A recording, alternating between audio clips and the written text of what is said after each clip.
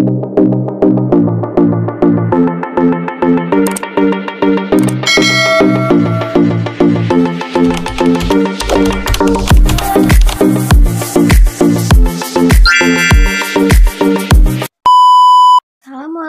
warahmatullahi wabarakatuh. Hai teman-teman, perkenalkan nama saya Samia Stefani dari kelas KSMP 21A. Di video kali ini saya akan menjelaskan tentang perilaku organisasi. Mulai dari apa itu arti dari perilaku organisasi, apa itu fungsi dari perilaku organisasi, apa tujuan adanya perilaku organisasi, dan apa hubungannya perilaku organisasi terhadap manajemen. Nah, untuk mengetahui lebih lanjut, stay tune ya teman-teman. Apa sih arti dari perilaku organisasi? Perilaku organisasi ini terdiri dari dua kata, yaitu perilaku dan organisasi. Yang pertama adalah perilaku. Perilaku adalah tanggapan, respon, atau reaksi seseorang terhadap lingkungan sekitar atau lingkungan luar. Yang kedua adalah organisasi. Organisasi adalah wadah untuk sekumpulan orang yang terdiri dari dua orang atau lebih yang memiliki tujuan yang sama. Nah, jadi apa sih perilaku organisasi ini? Perilaku organisasi adalah suatu bidang ilmu atau disiplin ilmu yang mempelajari tentang bagaimana reaksi individu atau kelompok dalam berorganisasi. Apa sih fungsi dari mempelajari perilaku organisasi itu sendiri? Tentunya banyak sekali fungsi dari mempelajari perilaku organisasi ini. Dari mempelajari perilaku organisasi ini, kita dapat mengetahui bagaimana kemampuan dari individu atau kelompok itu dalam berorganisasi. Entah itu bagaimana kinerjanya, atau bagaimana sikapnya, atau yang lainnya. Nah, untuk mengajarkan juga bagaimana sih cara meningkatkan skill yang ada pada individu atau kelompok. Bagaimana cara seseorang dalam menghadapi suatu masalah, bagaimana cara seseorang menghadapi suatu tantangan, bagaimana cara seseorang dalam mengambil keputusan dalam keadaan yang baik-baik saja maupun yang tidak baik-baik saja. Tentunya tujuan utamanya adalah untuk mempermudah mencapai tujuan organisasi. Selanjutnya, apa saja sih karakteristik dari perilaku organisasi ini? Yang pertama, kepribadian atau personality.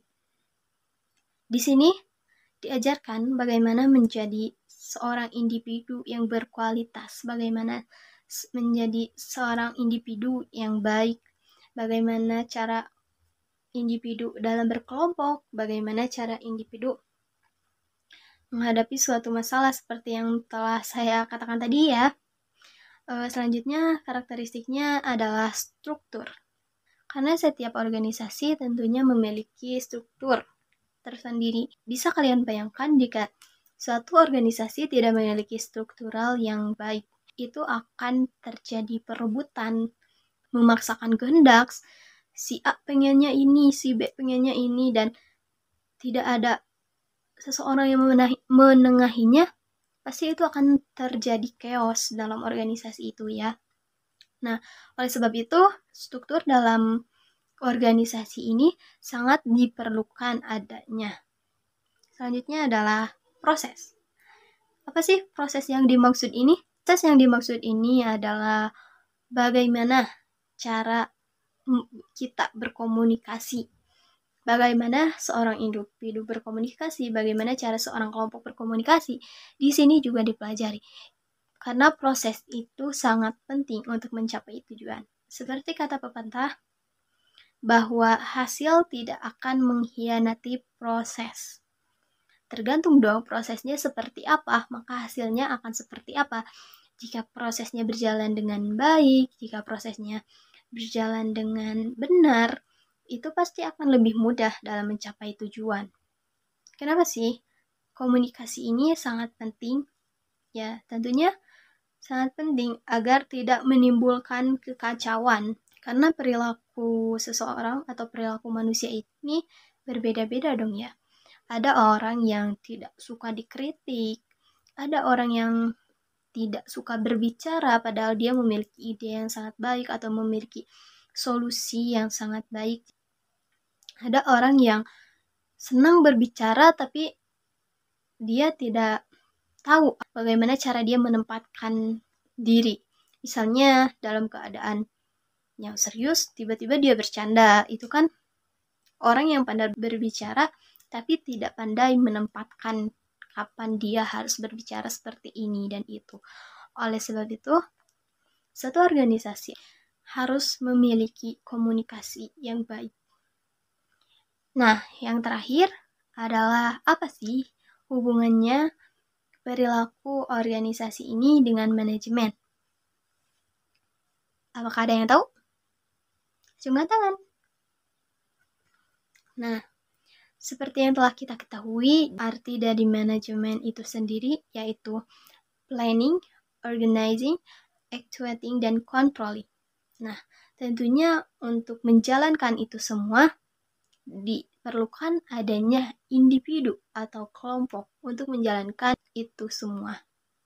Seseorang yang diperlukan juga bukan seseorang yang sembarangan dong, tentunya harus seseorang yang memiliki kemampuan, harus seseorang yang memiliki skill yang berkualitas agar mempermudah mencapai tujuan itu sendiri tentunya.